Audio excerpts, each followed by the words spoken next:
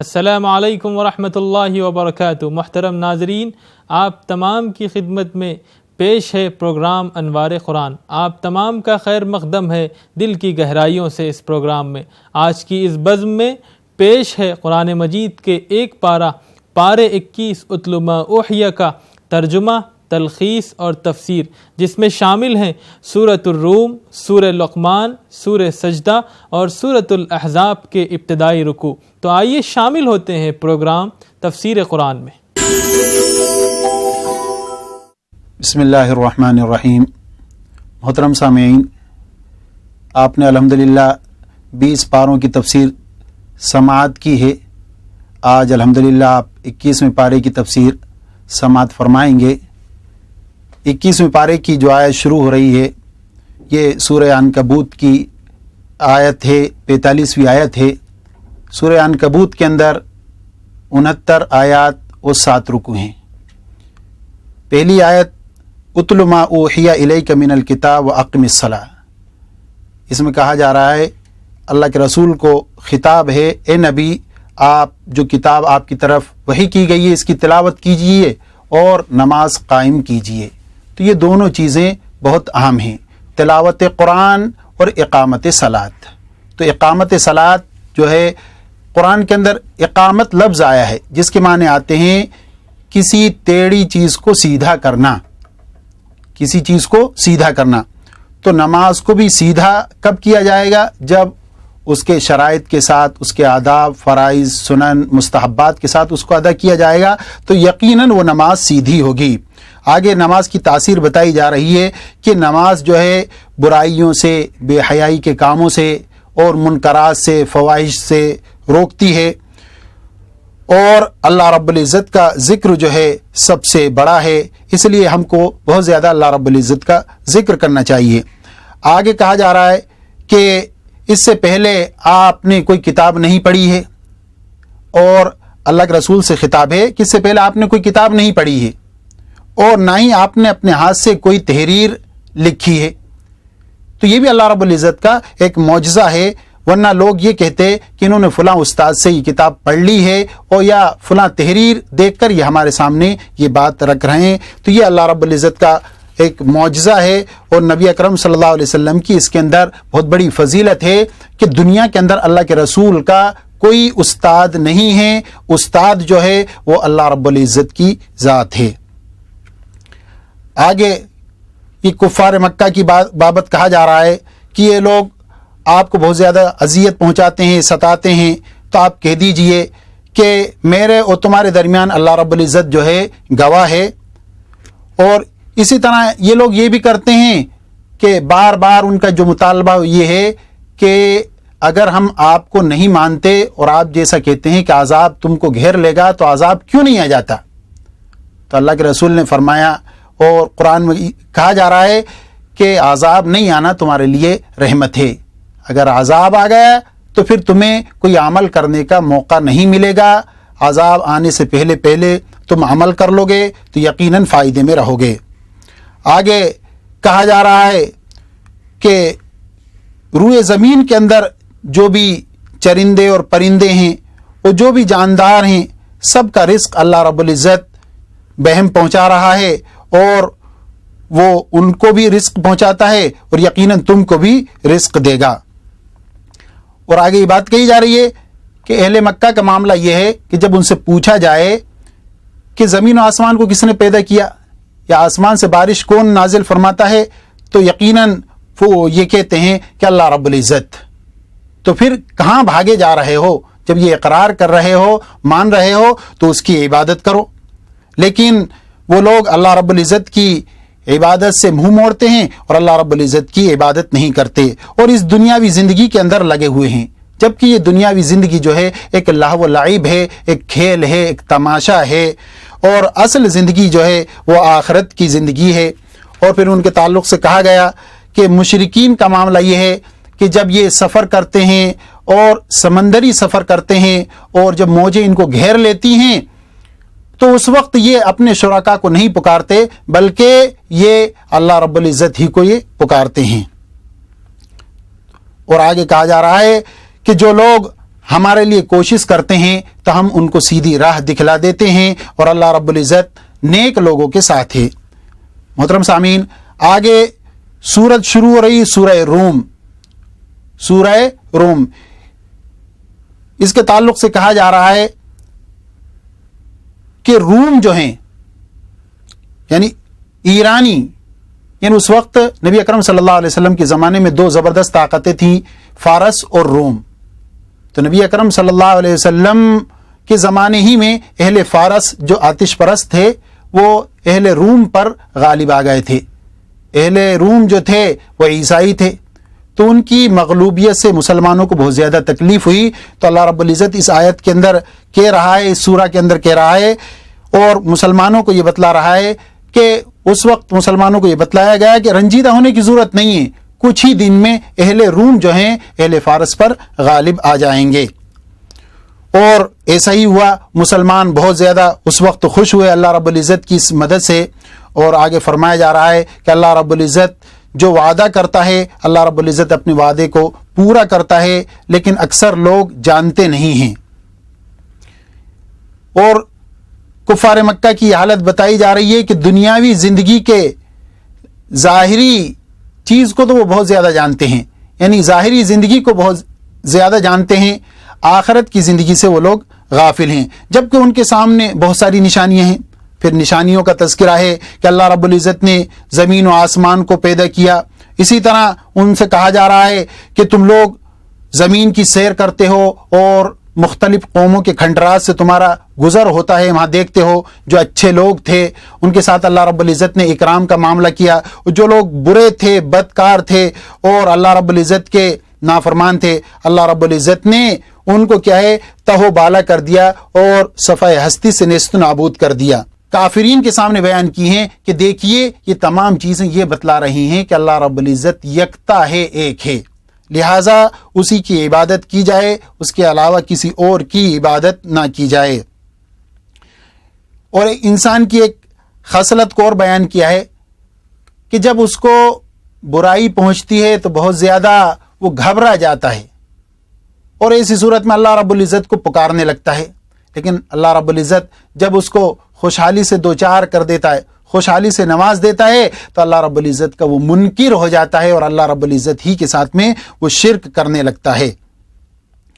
اور آگے فرمایا کہ دیکھیے کہ رزق کا معاملہ پورا کا پورا اللہ رب العزت کے ہاتھ میں ہے، جس کے لیے چاہے کشادہ کر دے، جس کے لیے چاہے اسے تنگ کر دے، اور اس کے اندر بھی لوگوں کے لیے بہت زبردست عبرت ہے۔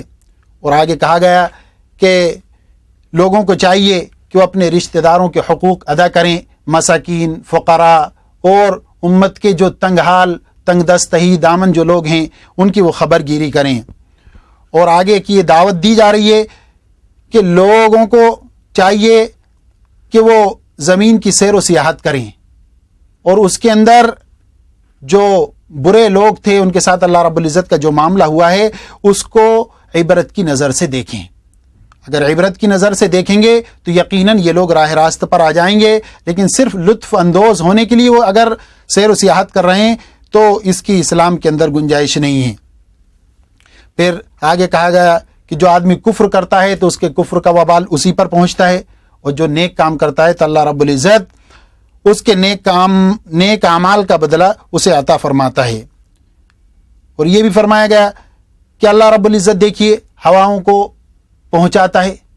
بارش سے پہلے بالکل ٹھنڈی ٹھنڈی ہوا آتی ہے جو یہ خوشخبری دیتی ہیں جو ہوائیں کہ اب بارش ہونے ہی والی ہے، تو آدمی اس سے بہت زیادہ خوش ہوتا ہے، محظوظ ہوتا ہے، متمتع ہوتا ہے۔ تو یہ تمام چیزیں اس چیز کی ہمیں دعوت دے رہی ہیں کہ ہم اللہ رب العزت کو ایک جانیں اور ایک مانیں۔ اور آگے پھر یہ بات کہی گئی ہے کہ خشک اور بنجر زمین کو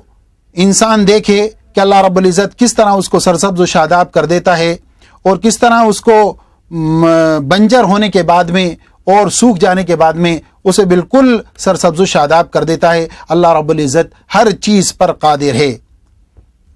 اور یہی انسان اگر ہوا جو خوشخبری لے کر آ رہی ہے یہی ہوا اگر ان کی فصلوں اور کھیتیوں کو تباہ کر دے تو یہی انسان جو خوش ہو رہا ہے یہ اللہ رب العزت کو لعن طعن کرنے لگتا ہے۔ اور آگے کہا جا رہا ہے کہ آپ کا کام یہ ہے کہ آپ اپنی دعوت کو لوگوں تک پہنچاتے رہیں۔ اب لوگ اس کو مانتے ہیں یا نہیں مانتے ہیں یہ ذمہ داری ہماری ہے۔ اگر مانیں گے تو ان کا بھلا ہوگا اور نہیں مانیں گے تو ان کو میں زبردست عذاب سے دوچار کر دوں گا۔ اور آخر میں کہا جا رہا ہے کہ آپ اپنی دعوت پر ثابت قدم رہیے اور لوگوں کے مشتعل کرنے سے اور لوگوں کے اس دعوت کے انکار کرنے سے کبیدہ خاطر مت ہو جائیے۔ آپ ثابت قدمی سے اپنے پیغام کو پہنچاتے رہیے، اللہ رب العزت یقیناً آپ کو کامیابی عطا فرمائے گا۔ اب آگے ایک سورہ شروع ہو رہی ہے، سورہ لقمان۔ اس کے اندر بڑی حکمت کی باتیں بتائی جا رہی ہیں۔ اس میں بھی شروع میں یہی کہا جا رہا ہے کہ جو لوگ نماز پڑھتے ہیں اور زکوٰۃ دیتے ہیں اور آخرت پر یقین کرتے ہیں تو ایسے لوگ جو ہیں کامیاب ہیں اور کامراں ہیں۔ ایک آیت آئی وَمِنَ النَّاسِ مَن يَشْتَرِي لَهْوَ الْحَدِيثِ لِيُضِلَّ عَن سَبِيلِ اللَّهِ بِغَيْرِ علم، کہ جو لوگ لغو باتیں خریدتے ہیں۔ یہ لغو باتوں کے اندر علماء نے آج کل جیسے گانا بجانا ہے، موسیقی ہے اور اسی طرح کے وہ تمام امور اور وہ تمام کام جو اللہ رب العزت کی یاد سے غافل کر دیں وہ سب کے سب جو ہیں لہو الحدیث کے اندر آ جائیں گے۔ اس لیے ان تمام بیکار کاموں سے ہم کو اجتناب کرنا چاہیے۔ اور آگے کہا گیا کہ لوگوں کی ایک جماعت ایسی بھی ہے کہ جب قرآن کی ان کے سامنے تلاوت کی جاتی ہے تو اس پر کان نہیں دھرتے ہیں بلکہ وہ پیٹھ پھیر کر بھاگ جاتے ہیں اور وہ اس کی طرف بالکل دھیان نہیں دیتے، تو یقیناً ایسے لوگ جو ہیں عذاب سے دوچار ہوں گے۔ اور پھر آگے لقمان حکیم جن کے نام سے یہ سورہ ہے ان کا تذکرہ کیا جا رہا ہے کہ جمہور سلف کا یہ بالکل متفق علیہ فیصلہ ہے کہ لقمان جو ہیں، حضرت لقمان جو ہیں نبی نہیں تھے، یہ ولی تھے اور حکیم تھے۔ ان کی حکمت کی باتیں بتائی جا رہی ہیں کہ انہوں نے اپنے بیٹے کو بڑی زبردست حکمت کی باتیں بتائیں۔ سب سے پہلے کہا اے میرے بیٹے اللہ رب العزت کے ساتھ کسی کو شریک مت کرنا۔ شرک جو ہے ظلم عظیم ہے جس کو اللہ رب العزت کسی حال میں معاف نہیں کرتا۔ اور پھر اس کے بعد میں کہا گیا کہ ہم نے انسان کو یہ وصیت کی کہ اپنے والدین کے ساتھ میں حسن سلوک کرے۔ دیکھیے جہاں پر قرآن کے اندر اللہ رب العزت نے اپنی عبادت کا تذکرہ کیا ہے، اسی کے بعد میں اللہ رب العزت نے پھر والدین کے ساتھ حسن سلوک کا بھی تذکرہ فرما دیا، جس سے والدین کے ساتھ حسن سلوک کی اہمیت کا پتہ چلتا ہے۔ اور مختلف نصیحتیں کی، ان میں ایک یہی کہ میرے بیٹے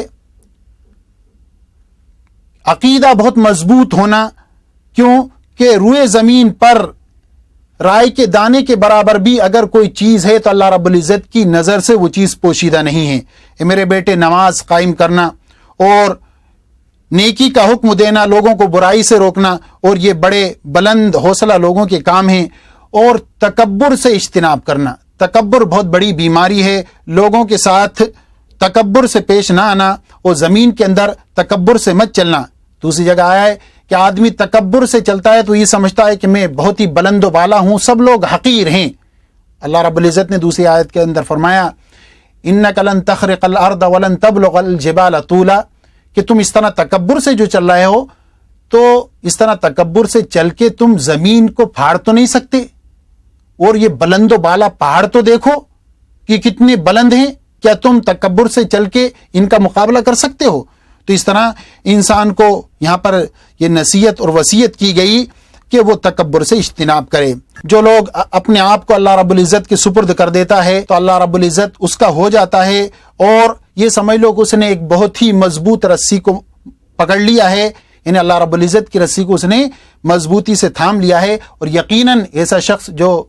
اللہ رب العزت کی ذات کو تھام لے اور اللہ رب العزت کی اطاعت کرے، اس کے حکم کو مانے، تو وہ بہت مضبوط رسی کو تھامے ہوا ہے اور بہت مضبوط ذات سے اس کا تعلق ہے۔ اور اللہ رب العزت نے اپنی قدرت کی کاریگری اور اپنے کمالات کے تعلق سے فرمایا کہ اگر روئے زمین کے تمام درخت قلم بنا لیے جائیں اور سمندر کو روشنائی بنا دیا جائے اور اسی کے ساتھ ساتھ 7 سمندر اور بھی ہوں، ان سب کو روشنائی بنا دیا جائے، تو ان تمام جو اقلام قلم ہیں، یہ قلم جو ہیں اور جو 7 سمندر جن کی روشنائی بنائی گئی ہے، یہ روشنائی بھی اللہ رب العزت کی نعمتوں کو اور اللہ رب العزت کے کمالات کو لکھتے لکھتے ختم ہو جائیں گے، لیکن اللہ رب العزت کے کمالات ختم ہونے والے نہیں ہیں۔ اور آگے پھر یہ بات کہی گئی ہے کہ یا ایھا الناس اتقوا ربکم واخشوا یوما، اے لوگو اللہ رب العزت سے ڈرو اور اللہ رب العزت کا خوف اپنے دل کے اندر پیدا کرو۔ کیوں کہ اللہ رب العزت سے اگر آپ ڈرتے ہیں، تقوی اختیار کرتے ہیں، تقوی بہت بڑی چیز ہے، انسان کو برائی سے روکنے میں سب سے بڑی چیز جو ہے وہ تقوی ہے۔ تقوی کسے یہ بولتے ہیں؟ التخلی عن الرذائل والتحلی بالفضائل، کہ برائیوں سے اپنے دامن کو جھاڑ لینا اور بھلائیوں سے اپنے دامن کو آراستہ کر لینا، بھلائیوں سے اپنے آپ کو متصف کر لینا۔ تو یہ بات اللہ رب العزت نے یہاں پر فرمائی ہے، اور آگے یہ فرمایا کہ شیطان جو ہے انسان کو برابر دھوکہ دینے میں لگا ہوا ہے، اور وہ یہ چاہتا ہے کہ اس کے قدم ڈگمگا دے۔ تو انسان جب شیطان کی بات مانتا ہے تو وہ اس کے پیچھے لگ لیتا ہے اور شیطان اس کو گمراہ کر دیتا ہے۔ تو شیطان جو ہے تمہارا دشمن ہے، کھلا ہوا دشمن ہے، اس کو دشمن جانو اور اس کی بات بالکل مت مانو۔ آگے یہ اب سورہ سجدہ شروع ہو رہی ہے، یہ بھی مکے کے اندر نازل ہوئی ہے، اس کی 30 آیتیں ہیں اور 3 رکوع ہیں۔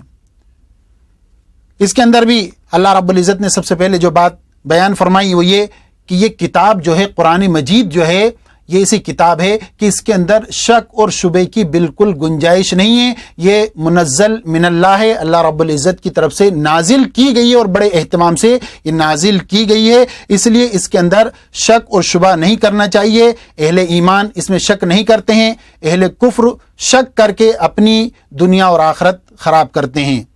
اور آگے بتلایا کہ اللہ رب العزت نے ہر چیز کو خوبصورت پیدا کیا ہے، الذی احسن کل شیء خلقہ، اللہ رب العزت نے ہر چیز کو بہترین سانچے میں ڈھال کر اچھے طریقے سے پیدا کیا ہے، اور اچھے سانچے میں ڈھال کر پیدا کیا ہے۔ قدرت کے کارخانے میں کوئی چیز نکمی اور بیکار نہیں ہے،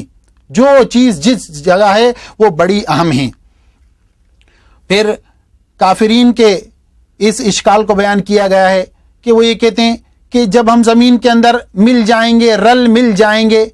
تو یہ نبی جو کہتا ہے کہ ہم دوبارہ اٹھا لیے جائیں گے اور دوبارہ ہم کو زندہ کیا جائے گا، تو یہ ہماری سمجھ میں نہیں آتا۔ پھر اس کی دلیل اللہ رب العزت نے وہی دی ہے کہ تم زمین کو رات دن دیکھتے ہو، بنجر زمین کو دیکھتے ہو، اللہ رب العزت پانی کے ذریعے اس کو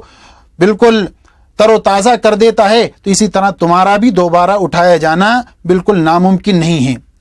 اور پھر آگے یہ بات بھی کہی جا رہی ہے کہ ہماری آنکھیں ہیں، ہمارا جو دل ہے اور ہمارے جو کان ہیں، ان سے سوال کیا جائے گا۔ آنکھ نے غلط تو نہیں دیکھا، دل نے غلط تو نہیں سوچا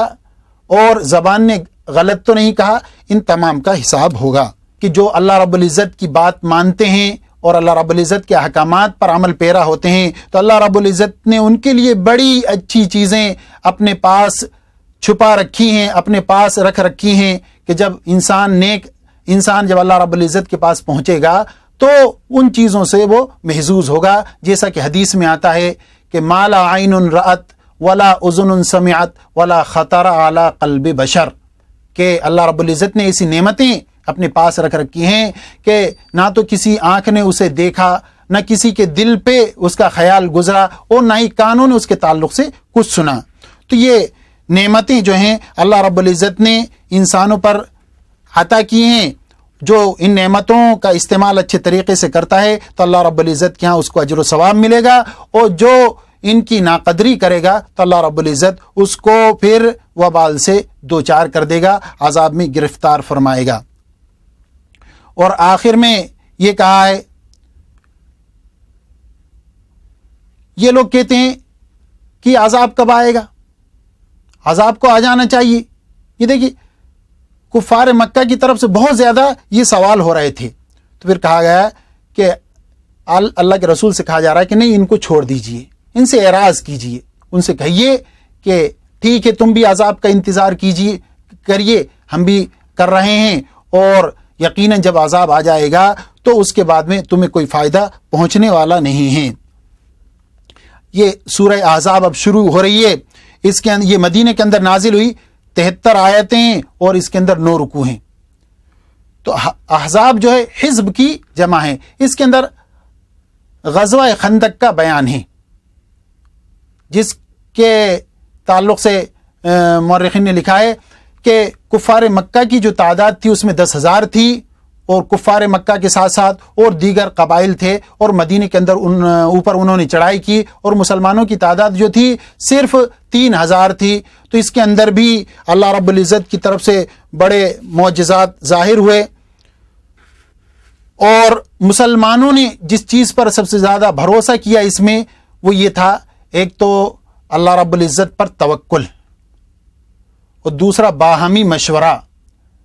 اور اپنی وسعت کے بقدر جو اسباب و وسائل وہ بہم پہنچا سکتے تھے انہوں نے وہ اسباب و وسائل اختیار کیے، اور پھر وہ کفار مکہ اور جو ان کے مقابلے پر جو دیگر قبائل آئے تھے ان سے مقابلے کے لیے تیار ہو گئے۔ خندق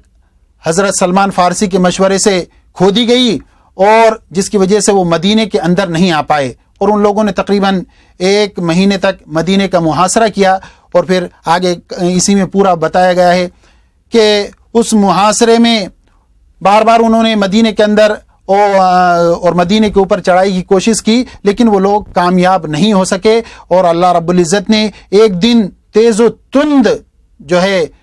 ہوا چلائی، ایک طوفانی ہوا آئی جس کی بنا پر ان کی ہانڈیاں الٹ گئیں، ان کے خیمے جو ہیں اکھڑ گئے، اور وہ لوگ پھر اپنے اسباب و سامان کو چھوڑ کر وہاں سے بھاگ گئے۔ اس طرح اللہ رب العزت نے مسلمانوں کی مدد فرمائی، اور ان کے مخالفین اور جو ان کے مقابل تھے ان کو ناکام اور نامراد کیا۔ اور ایک بات یہ بھی کہی گئی کہ ادعوہم لآبائہم هو اقسط عند اللہ۔ دیکھیے عرب کے اندر 3 رسمیں بڑی بری تھیں، 3 رسمیں بڑی بری تھیں۔ ایک تو یہ کہ وہاں پہ متبنہ کا رواج تھا کہ کوئی شخص کسی کو اپنا بیٹا بناتا، لے پالک ہم بولتے ہیں، تو پھر وہ اس کو حقیقی بیٹا سمجھتا، یہاں تک کہ وہ وراثت کا بھی حقدار ہوتا۔ اسی طرح دوسری جو ایک رسم بد تھی وہ یہ تھی مسئلہ زہار کے نام سے، یعنی وہ کیا کرتے تھے کہ اپنی بیویوں سے کہتے تھے کہ تمہاری پشت، تمہاری پیٹھ جو ہے ہماری ماں کی طرح ہے، اور جب کوئی یہ کہہ دیتا تو یہ سمجھتے تھے کہ ہماری بیوی جو ہے ہمارے لیے ہمیشہ کے لیے حرام ہو گئی۔ تو ایک یہ رسم بھی ان کے اندر تھی۔ وآخر دعوانا الحمدللہ رب العالمین۔ ناظرین، آپ نے ملاحظہ کیا پروگرام تفسیر قرآن۔ اللہ ہم کو اور تمام ناظرین کو قرآن جو کچھ سنا ہے اس پر عمل کرنے کی توفیق عطا فرمائے۔ ناظرین دیکھنا نہ بھولیں آج شب ہمارا پروگرام لائیو ٹیلی کاسٹ حرم شریف سے نماز عشاء اور نماز تراویح۔ تو دیجیے اجازت اپنے میزبان محمد ثناء اللہ خان قاسمی کو۔ السلام علیکم۔